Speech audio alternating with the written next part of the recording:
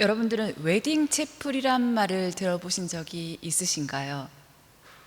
저는 얼마 전에 일본 후쿠오카에 황남동 목사님 동아시아 평화센터 취임식에 갔을 때 안내해 주시던 선교사님을 통해서 웨딩 채플이라는 말을 처음 듣게 되었습니다. 잘 아시듯이 일본은 기독교 신자가 많지 않기 때문에 교회의 모습을 쉽게 볼 수 없습니다. 기독교뿐만이 아니라 타 종교도 마찬가지로 종교를 갖고 있는 사람들이 많지 않기 때문에, 거의 없다고 보기 때문에 이 종교에 대해서도 잘 모르고요, 또 그런 종교들 중에 기독교가 또 뭔지는 더 모르는데요.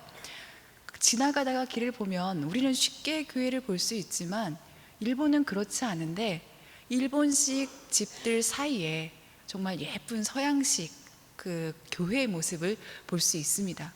그래서 일본에도 이렇게 드문드문 교회가 있구나, 예쁘게 지어진 교회가 있구나 라고 생각을 하면서 감탄을 하는데요, 그때 가이드를 해주시던 선교사님께서 저기는 교회가 아닙니다 라고 그러시는 거예요. 분명히 영어로 처치라고 써 있고요, 교회 건물에 십자가 그림도 있고 때로는 교회 꼭대기에 십자가 탑도 세워져 있는데 교회가 아니라고 그러시는 겁니다. 그래서 교회가 아니면 뭡니까? 그랬더니 웨딩 채플이라는 것이에요. 이게 뭐 하는 곳이냐면, 일본의 젊은이들이 영화나 드라마를 보면 그 서양의 결혼식 장면, 목사님 앞에서 하는 그 결혼식 장면을 매우 동경해서 결혼식 장소로 교회를 그렇게 세운다고 합니다. 교회가 어떤 곳인지는 전혀 모르면서 교회의 분위기가 좋아서 장의자를 놓고 심지어는 성가대석도 만들어 놓고 그렇게 교회의 모습을 유지를 해서 웨딩 사업을 하는 것을 보았습니다. 그리고 주례자로 섭외하는 사람이 목사님이라고 그래요. 주례를 이제 목사님 부르는데, 일본에서는 목사님들이 교회가 신도수가 작기 때문에 경제적으로 굉장히 어려운 형편에 있어서 이렇게 웨딩 업체가 주례자로 불러주는 것을 매우 선호하는 그러한 상황에 있다고 합니다. 심지어는 극히 일부겠지만요, 목사의 자격을 취득해서 주례를 전업을 하고 있는 사람도 있다고 합니다. 일본의 기독교의 역사가 500년이 넘고 많은 사람들이 복음을 지키면서 핍박당하고 순교했던 이 순교의 역사가 있었음에도 불구하고요, 일본 정부의 철저한 기독교 말살 정책 때문에 예수님을 믿으면 끔찍한 고난 속에서 죽어가야 됐던 그 수많은 역사들을 사람들이 피해 역사를 경험을 하면서 일본인들의 그 집단 무의식에는 이 기독교는 두려운 종교로 지금까지 오고 있는 것 같습니다. 그래서 이 기독교에 대해서 알고 싶어 하지도 않고, 또 이성적으로 발달한 그 일본인들의 특성상 관심의 대상에서 멀다라는 것을 알 수 있었습니다. 교회 분위기를 동경하는 젊은이들조차도 교회가 어떤 곳인지는 전혀 관심이 없다라고 합니다. 단순히 서양 문화를 동경하는 결혼식 이벤트 장소로 교회가 이렇게 지워지고 있다는 것을 보니까 참 마음이 씁쓸했습니다. 교회 주인은 누구입니까? 세례 교육을 하다 보면 이 질문을 꼭 세례를 받는 사람들에게 하게 됩니다. 교회의 주인은 담임 목사님이라고 대답하는 사람들이 가끔씩 또 종종 많이 있는데요, 교회의 주인은 목회자도, 교회를 설립한 사람도, 교회를 오래 다니고 봉사한 사람도 아닙니다. 교회의 주인은 누구신지 잘 알고 계시지요? 누구십니까? 하나님, 교회의 머리 대신 예수 그리스도가 교회의 주인이십니다. 그런데 저는 일본에서 교회의 주인이 예수님이 아니신 그러한 교회를 보았습니다. 교회의 본질, 교회의 참 주인이신 예수님을 전혀 알지도 못하고 관심도 없고 아름다운 로맨틱한 분위기의 교회 건물을 연출해 놓고 웨딩 채플이 체인 사업으로 운영되는 것을 볼 수 있었습니다. 웨딩 채플, 이 웨딩 교회의 주인은 웨딩 업체의 사장님이었던 것입니다. 오늘 우리가 읽은 본문에는 안식일에 제자들과 바리새인들이 있었던 갈등이 기록되어 있습니다.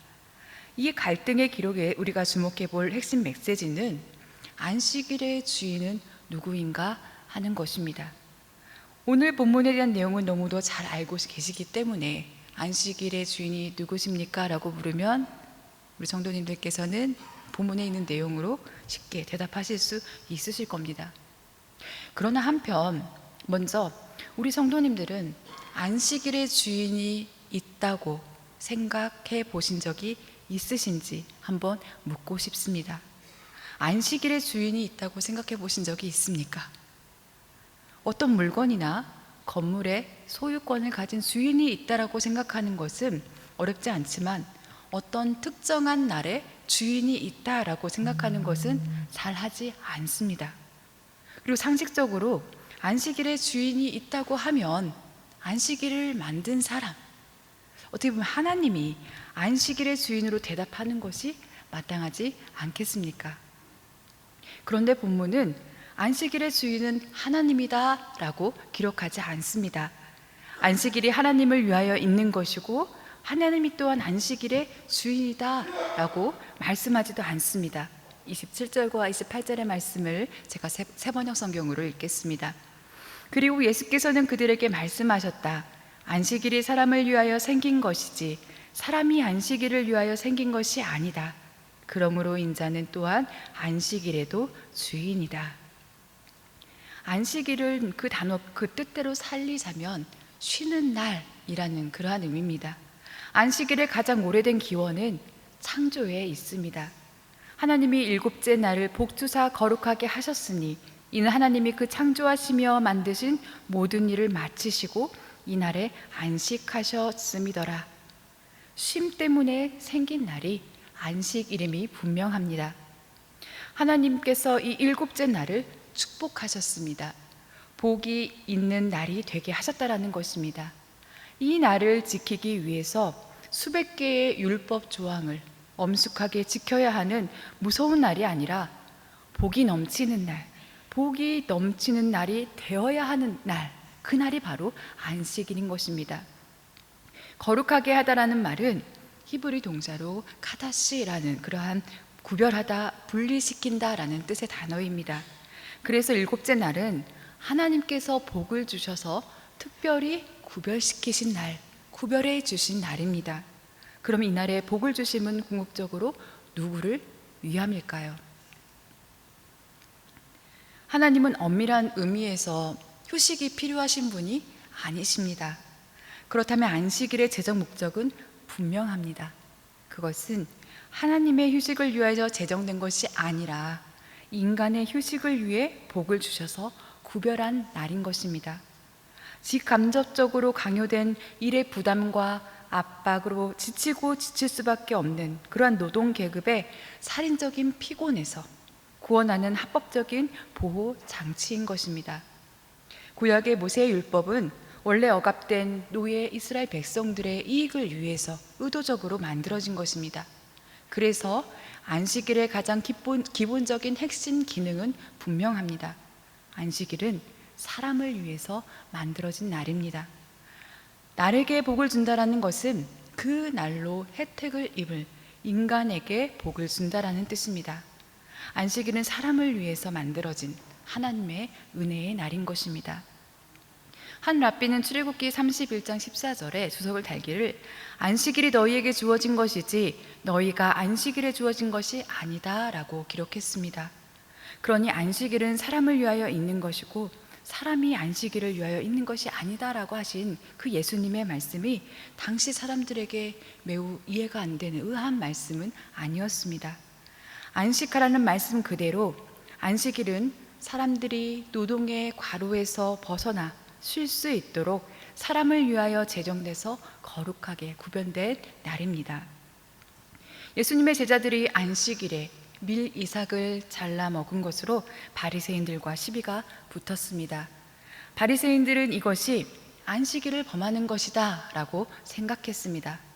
대량으로 추수를 한 것도 아니고요. 지나가다가 밀 이삭을 자른 일, 비벼 먹는 게 정말 안식일을 범한 것인지 어떻게 보면 여기에 대한 본격적인 논쟁을 해봐야 될 텐데요. 그런데 이 사건은 특이하게도 다른 것에 주목을 합니다. 그리고 특히 또 몇 가지의 특별한 행동이 특이한 점들이 있는데요. 첫 번째로 특이한 점은 예수님의 행동이 아닌 제자들이 한 행동이 이 논란의 중심에 등장하고 있다는 것입니다.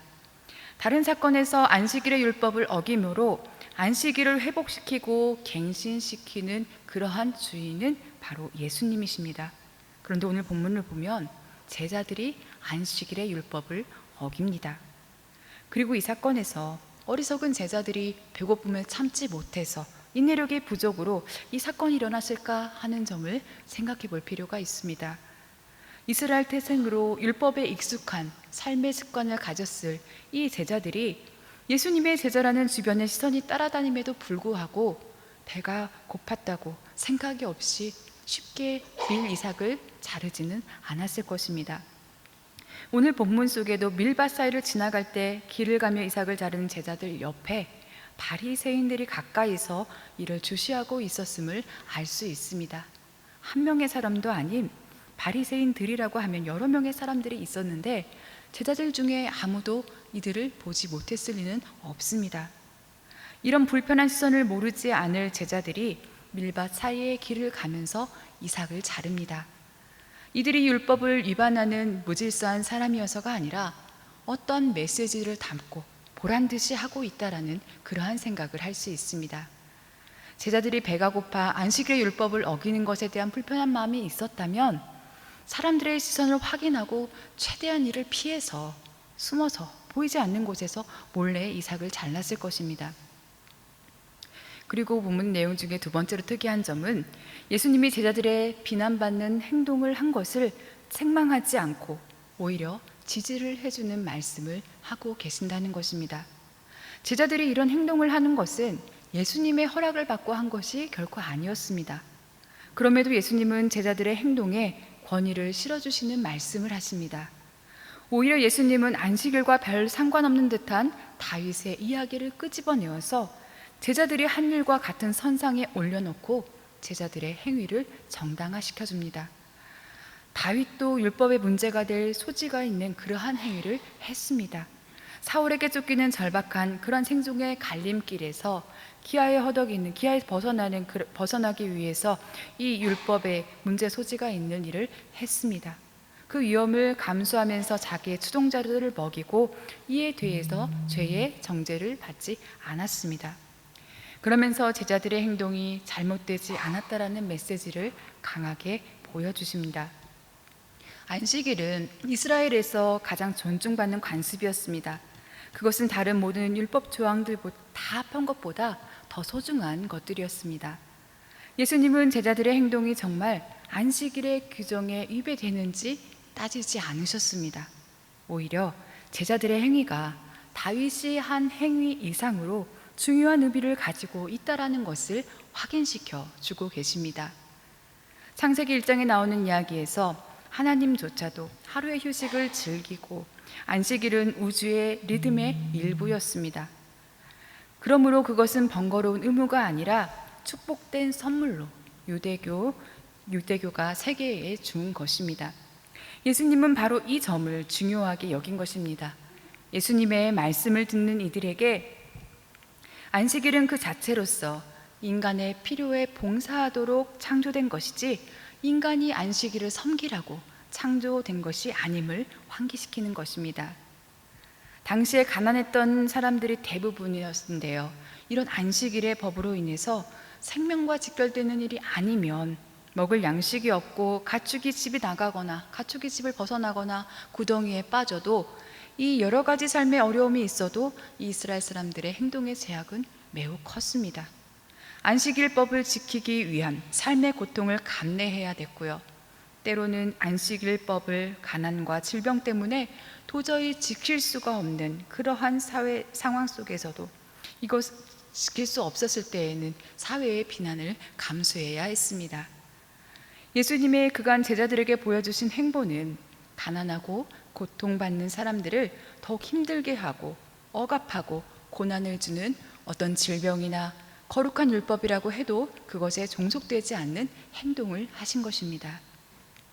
오늘 본문에서 예수님의 제자들은 이런 예수님의 행동을 따라 유대 율법에 의해 종교기관이 정해주는 그러한 판단을 따르지 않았습니다. 그리고 판단의 재량을 가지고 행동했습니다. 제자들은 안식일을 잘 지키기 위해 세부적으로 유대 종교 지도자들이 만든 도덕법을 위반하는 것이 그 법이 제정되면서 가졌던 그 의미, 안식일법의 기본 정신을 어기는 것이 아니라는 것을 알고 있었기 때문에 이러한 행동이 가능했던 것으로 보입니다. 예수님의 직접적인 가르침이 있기 전에 자신들의 판단에 의해서 판단의 재량을 가지고 유대교 안식일법에 대한 문제의식을 가지고 도전을 했던 이 제자들의 모습을 예수님은 적극 지지해 주셨던 것으로 우리는 이해할 수 있겠습니다. 세 번째 특이한 점은 예수님은 오늘 본문에서 안식일의 율법에 대한 것을 비난하지도 않고 새로운 규칙을 더 만들어내지도 않으셨다라는 것입니다.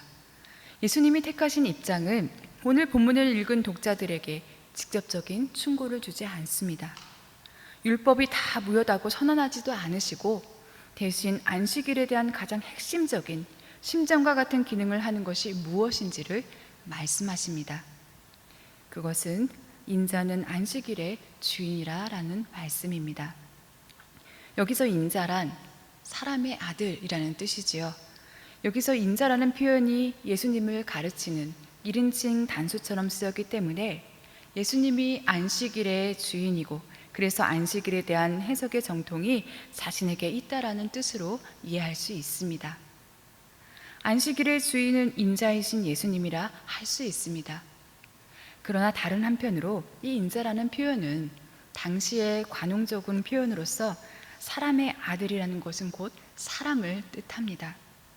그래서 또 한편으로 안식일이 사람을 위해 있는 것이기 때문에 곧 사람이 안식일의 주인이다 라는 그러한 뜻도 됩니다. 그래서 인자는 또한 안식일에도 주인이다 라는 말씀은 사람은 또한 안식일에도 주인이다 라고 그렇게 이해할 수 있습니다. 이 말은 하나님이 세우신 안식일의 존재가 인간이 지닌 억압과 고난으로부터 벗어나게 하는 목적, 그 기능에 충실하고 있기 때문에 이런 적용이 가능하다 할 수 있겠습니다. 그래서 안식일이 사람을 위해서 생긴 것이지 사람이 안식일을 위해 생긴 것이 아니다. 그러므로 사람이 또한 안식일에도 주인이다 라고 이해를 해도 무리가 되지 않겠습니다. 제자들의 행동은 단순히 제자들의 사적인 필요에 의한 행동이었다기보다는요, 안식일을 지킨다는 것이 진정 무엇을 의미하는지 사람들에게 환기시키는 역할을 했습니다. 수백 가지 안식일의 율법 조항에 묻혀 희미해져 버린 안식일의 진정한 본질, 안식일의 심장의 기능을 살린 것입니다. 이들의 행동을 통해 예수님은 또한 안식일의 제도가 인간들을 위해 창조된 것이지 인간들이 제도를 섬겨야 하는 것이 아니다 라고 말씀하시면서 제자들의 이유 있는 행동을 지지하셨습니다. 오늘 우리 신앙인의 모습은 어떠합니까? 예수님을 따르는 제자들처럼 진취적이고 창조적인 모습으로 신앙생활을 하고 있습니까? 때로는 교회에서 굳어진 사사로운 제도나 암묵적인 전통 규칙들이 다른 신앙인들을 억압하며 힘들게 하기도 합니다. 각 기관마다, 부서마다, 구역마다 일을 담당하고 있는 사람, 전임자가 했던 그 일에 대한 방법과 이 방식에 대해서 변화의 필요성을 느끼면서도 익숙한 것을 바꾸는 것에 대한 비난을 감수해야 되기 때문에 그 모험을 하려고 하지 않고 있습니다. 전임자들이 했던 방법과 방식을 그대로 지키면 부서와 기관이, 구역이 제대로 바른 길로 가고 있다고 안심되는 마음이 우리 안에 자리하고 있기 때문입니다. 때로는 개선의 여지가 있고 그 필요성이 보여도 체질을 바꾸는 도전은 엄두를 대지 못하는 것입니다. 처음 각각의 제도 전통이 만들어졌을 때는 보다 부서의 일을, 기관의 일을, 구역의 일을 잘 하기 위해서 좋은 섬김과 나눔을 통해 이 사랑의 실천을 하기 위해서 만들었을 것입니다. 그러나 지금은 어떠합니까? 한번 세워져 이어진 전통이니 불편함이 있고 문제점이 있더라도 개선의 필요성이 있더라도 그 일을 멈추게 하는 것에 대한 반발의 위험과 혼란 때문에 계속 유지하는 것이 안정을 위해서 필요하다고 생각하고 계시지는 않습니까? 물론 제도를 쉽게 이렇게 저렇게 바꾸어서 운영하는 것은 공동체의 혼란과 분열을 초래합니다. 그러나 우리는 각자 속한 소그룹 공동체에서 예수님이 가르쳐 주신 중요한 하나님 사랑과 이웃 사랑의 정신을 잘 지키기 위한 새로운 창의적인 것을 향해서 노력해 나가야 하겠습니다. 과거의 시간이 좋았던 것이 현재와 미래에 계속 좋을 것이라고 생각해서는 안 되겠습니다. 우리가 가진 교회 안에 속한 작은 공동체들의 규칙을 재점검하고 재정비할 필요가 있습니다. 나에게 불편하면 바꾸어야 되고 내가 편하게 여기는 것은 바꾸지 않기를 바라는 것은 매우 이기적이며 신앙 공동체에 유익을 주는 행동이 아닙니다. 교회 안에 목소리를 갖지 못하고 약한 위치에 있는 이들의 눈높이에서 현재 우리 기관의, 우리 부서의 규칙들을 다시 한번 조명해 보아야 하겠습니다. 이것이 혹 내게 불편함이나 불이익이 있더라도 목소리를 내지 못하고 소외당하고 고통받는 이들이 우리 공동체 안에 들어와서 함께 하는 데에 분명 장애가 없어야 되겠고요. 세심한 배려가 있어야 합니다. 우리 신앙 공동체 안에 약한 지체들이 우리 공동체 안에서 함께 말씀을 나누며 생활할 때 소외와 고통을 벗고 삶의 자유와 해방과 기쁨을 누릴 수 있다면 기꺼이 희생을 감수하는 마음이 준비되어야 하겠습니다. 안식일이 사람을 위하여 있는 것처럼 교회 안에 각 기관과 부서와 구역이 아직 믿음이 약하고 교회에 깊은 발을 내딛지 못한 연약한 지체들, 아직 주님을 모르고 하나님의 사랑과 긍휼이 필요한 이들을 위해서 있어야 합니다. 안식일의 주인은 교회의 목회자도 항종직도 아닙니다. 안식일의 주인은 하나님의 뜻을 지키며 살아가기 위한 인자, 사람의 아들, 사람이 주인입니다. 기관 사업을 하고 부서 행사를 하고 교회 행사에만 몰두하다가 우리는 안식일의 주인인 인자이신 예수님과 사람을 모두 잃어버리게 됩니다. 안식일의 주인을 잃어버리는 것은 교회의 머리와 지체를 모두 잃어버리게 되는 것입니다. 겉모습은 교회이지만 교회가 아닌 그러한 모임이 되고 마는 것이지요.